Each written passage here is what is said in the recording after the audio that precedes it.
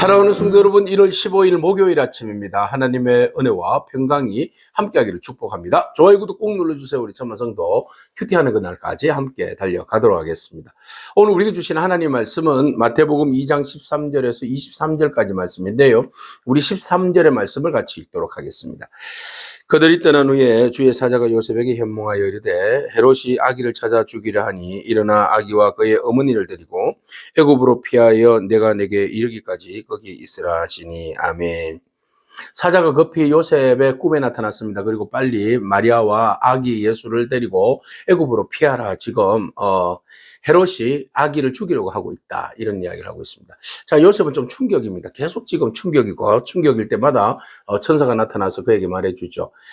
수태고지도 역시 아기 예수님이 그 마리아에게서 성령으로 잉태되었다는 이 말도 도무지 믿어지기 어려운 그런 이야기잖아요. 그 신비인데 이런 일들이 자꾸 이제 요셉에게 경험되어지는 겁니다. 그래도 안 믿을 수가 없잖아요. 믿게 되고, 또 동방의 박사가들이 오고 또 목자들이 와서 경배하고 이런 일들을 보면서 정말 이 아이가 하나님께서 예비하신 그 아이구나 라는 것을 이제 알고 깨닫게 되죠. 근데 또 천사가 나타나서 아이를 죽일 것이니 도망가라고 그런 이야기합니다. 대충격입니다. 무슨 온 인류를 구원하실, 백성을 죄에서 구원하실 그 메시아를 보내주셨다고 하시면서 또 왜 아이가 죽게 되는 위협에 놓인단 말인가. 너무 충격, 도무지 우리의 상상과 생각과 이성으로는 이해할 수 없는 일이 요셉에게 벌어진 겁니다. 그럼에도 불구하고 일단 하나님 말씀에 순종하는 것이 맞죠. 그래서 요셉이 급히 한밤중에 마리아와 아기를 데리고 애굽으로 피신하게 됩니다. 그래서 그곳에서 이제 헤롯이 죽기까지 애굽에 있게 되죠. 헤롯이 죽기까지 거기 있었는데 선지자의 하신 말씀을 그대로 이루려 함이라 그랬어요. 애굽으로부터 내 아들을 불러냈다 함을 이제 이루기 위함이다라고 말하고 있습니다. 자, 도무지 이해될 수 없는 그런 어려운 일들 우리가 겪게 됩니다. 자, 이런 일이 겪게 되고 또 때로는 그 어떤 핍박이나 어려운 일들이 우리의 삶 가운데 드러나기도 합니다. 자, 그럴 때마다 우리는 좌절합니다. 때로는 하나님께서 왜 이렇게 잔혹하게, 혹독하게 일을 하신가? 하나님은 정말 나를 사랑하시는가? 나와 함께 하시는가? 이런 여러 가지 질문들을 던지면서 우리는 굉장히 신정론에 빠지기도 하고 괴로움에서 벗어나지 못합니다. 그럼에도 불구하고 하나님은 선한 계획으로 우리 가운데 이끌어 가신다라는 겁니다. 악한 자들이, 헤롯이 아무리 악을 발버둥 치면서 악한 일들을 저지른다 할지라도 그 가운데서 여러분 악만 보셔서는 안 됩니다. 악 뒤에 선하신 하나님께서 구원으로 이끌어 가시는 하나님의 놀라운 은혜를 우리가 기대하고 바라봐야 합니다. 이 헤롯이라는 사람 보세요. 얼마나 그 악한 자입니까? 그는요, 그 헤롯 대왕은 그 자기의 아내와 아들을 막 그 잔인하게 죽이는 아주 잔혹한 사람입니다. 그래서 유아들 뭐 죽이는 것은 일도 아니죠. 그러니까 그 악함의 본성이 얼마나 큽니까? 다 뭐 때문에 그래요? 권력욕 때문에 그래요. 자기의 권력을 유지하기 위해서 아내도 아들도 다 죽이고, 또 자기의 자리를 지키기 위해서 동방의 박사가 왔다 간 이후에 유아들까지도 다 학살시키는 그런 잔혹한 왕. 자, 이 잔혹한 왕의 그 계획 속에는, 일들 속에는 사실은 뭐가 숨어져 있습니까? 메시아가 이 땅에 오시는 것을 막으려고 하는 근원적인, 근본적인 사단의 그 방해 세력이 있는 거예요. 예수님께서 태어나시고 그리고 온전히 자라서 온 인류를 위하여서 십자가의 대속의 은혜로 돌아가실 그 일들이 지금 진행이 되는데 이걸 언제인지 막아버려야 되잖아요. 다 성수께서 막기는 힘드니까 벌써 싹이 자라기 전부터 막 잘라버려야겠다는 이런 일들이 사단의 계획 아니겠습니까? 끊임없이 방해하는 거예요. 끊임없이 방해하는 거죠. 그죠? 네. 여러 가지 상황 속에서 일상생활에서도 방해하고, 그리고 이렇게 확실하게 물리적인 어떤 그 압박을 통하여서 방해하고, 이렇게 해서 끊임없이 주의 길을 가지 못하도록 방해하는 것이 사단의 계획이고 진행 전략이죠. 그럼에도 불구하고 하나님의 선하신 손은 하나님의 계획을 따라서 이끌어 가신다. 하나님 주신 말씀 따라서 애굽으로 보내신 것도 이런 위기가 있을 줄 아시고 하나님께서 계획하신 대로 이루어 가시는 거죠. 하나님의 구원의 계획은 그렇게 진행되는 거예요.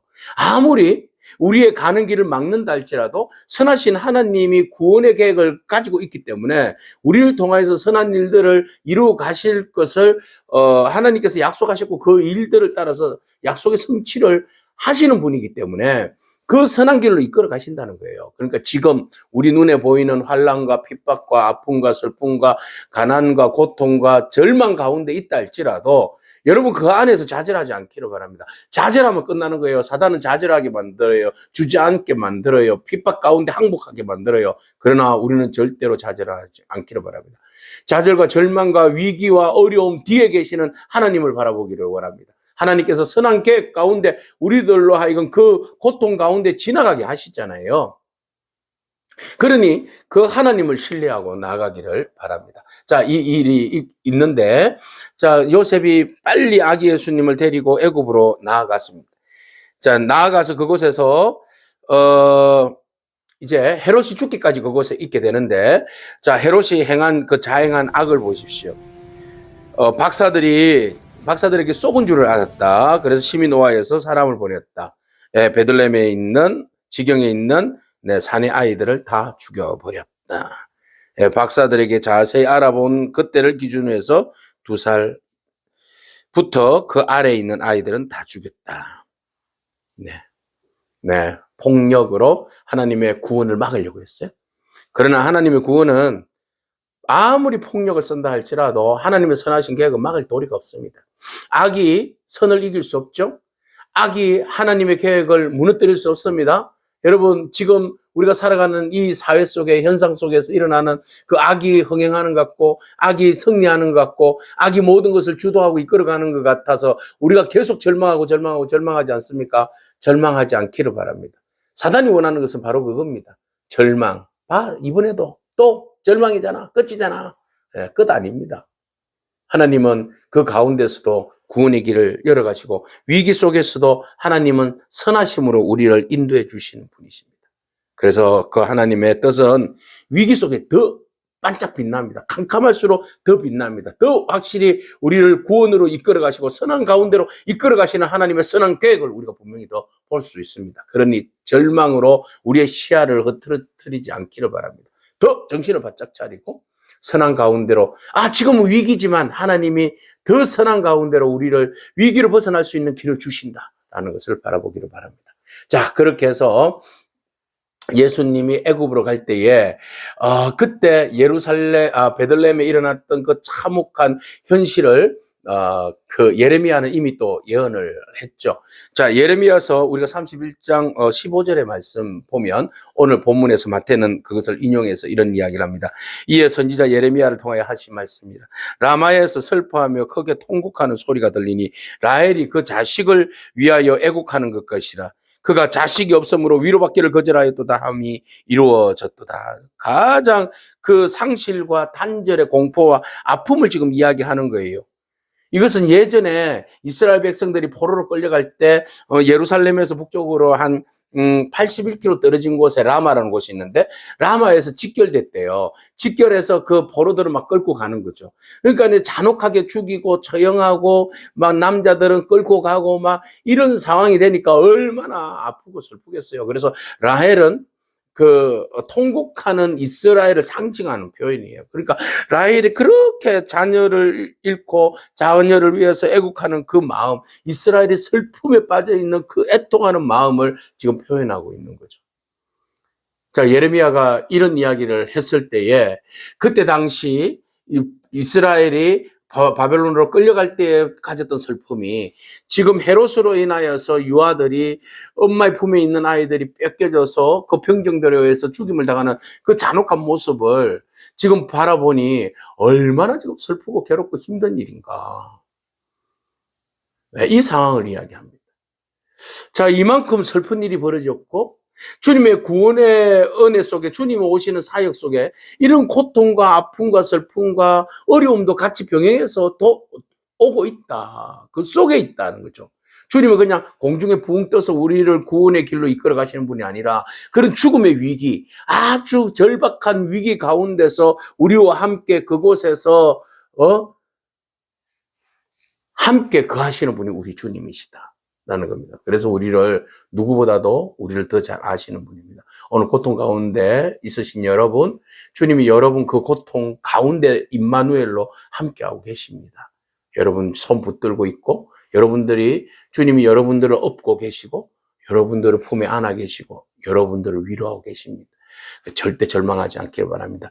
이 메시지가 사실은요, 예레미야 31장 그 이후에 말씀도 15절, 16절을 말씀 보면 바로 무엇이 있는가 하면은 내 울음소리와 눈물을 그칠지어다. 그들이 돌아오리라. 바로 이 회복의 말씀이 있어요.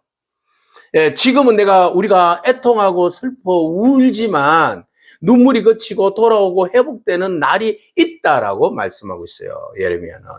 바로 이 말씀이 마태도 인용해서 쓰는 거죠. 그것은 뒤에 쓰지 않았지만, 그러나 이 눈물과 슬픔과 괴로움과 고통과 애통이 변하여서 주님의 위로와 주님의 구원이 우리 가운데 임할 것이다. 지금 우리는 역사적 상황에서 헤롯이라는 저 악한 자에 의해 가지고 우리 모두가 다 슬픔에 잠겨 있지만, 그러나 주님께서 그 가운데 우리를 함께 위로해 주실 뿐만 아니라 주님은 반드시 우리의 눈물을 닦아주시고 우리로 하여금 다시 회복해 주신다라는 겁니다. 오늘 그 은혜가, 위로가 저와 여러분 가운데 있기를 축복합니다. 자, 그 이후에 헤롯이 죽었다는 이야기를 들었습니다. 자, 애굽에서 요셉에게 현몽하에 나타났습니다. 어머니를 데리고 이제 이스라엘 땅으로 돌아가라. 아기의 목숨을 찾던 자가 죽었다 그랬어요.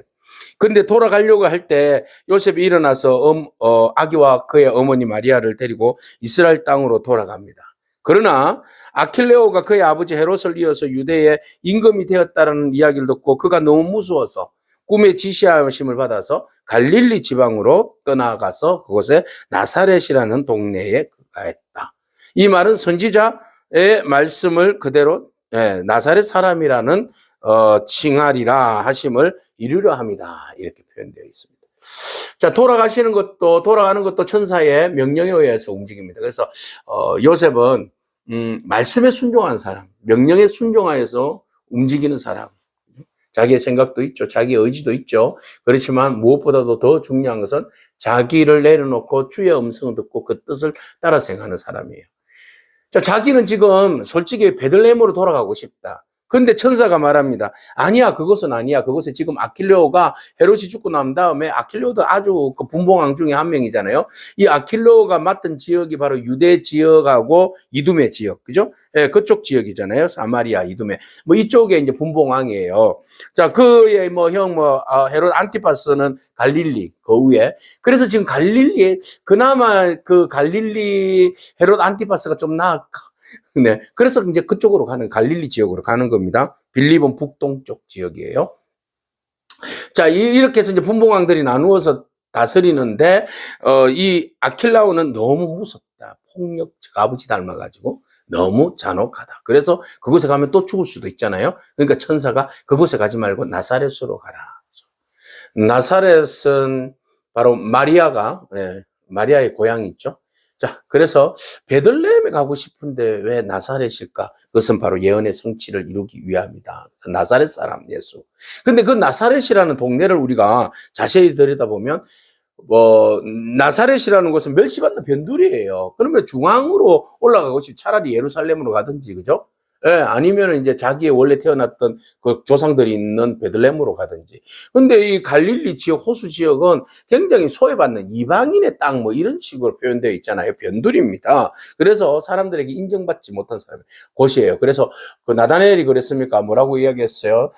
나사렛에서 무슨 선한 것이 나겠느냐. 그만큼 사람들에게 멸시받는 곳이에요. 그럼 예수님이 나사렛으로 갔다. 그 말씀은 바로 낮아짐의 모습을 우리에게 보여주시는 거죠. 예수님은 모두가 다 싫어하는 곳, 모두가 다 손가락질하고 업수하고 비웃는 곳, 가장 가난하고 힘들고 어려운 사람들이 사는 곳, 그것으로 낮아지심의 자리로 찾아가셨다. 네, 예수님의 삶이 바로 이런 거 아니겠습니까? 그래서 예수님이 돌아가는 그곳에서도 아주 낮은 곳에 세상의 기준이 아니라 하나님의 뜻에 따라서 움직이고 그곳에서 이제 사역하시게 되는 거죠. 우리 세상 사람들은 권력과 힘과 더 높은 곳으로, 더 좋은 곳으로 가기를 원하는 것이 사람들의 마음이죠. 그러나 주님은 가장 낮은 곳에, 가장 고통받는 곳에 함께 하시고 그곳에 가셔서 우리의 영혼을 붙들어 주시고 다시 회복해 주시는 진정한 우리의 왕이 되십니다. 헤롯이 왕 아닙니다. 예. 왕놀이하는 그런 모사꾼이죠. 진짜 왕은 겸손의 왕, 우리 주 예수 그리스도. 죽음의 위기가 있었지만 그러나 하나님의 보호하심과 인도하심과 말씀의 성취를 통하여서 다시 돌아오는데, 자, 돌아오시는 왕은 가장 겸손한 곳 나사렛으로부터 첫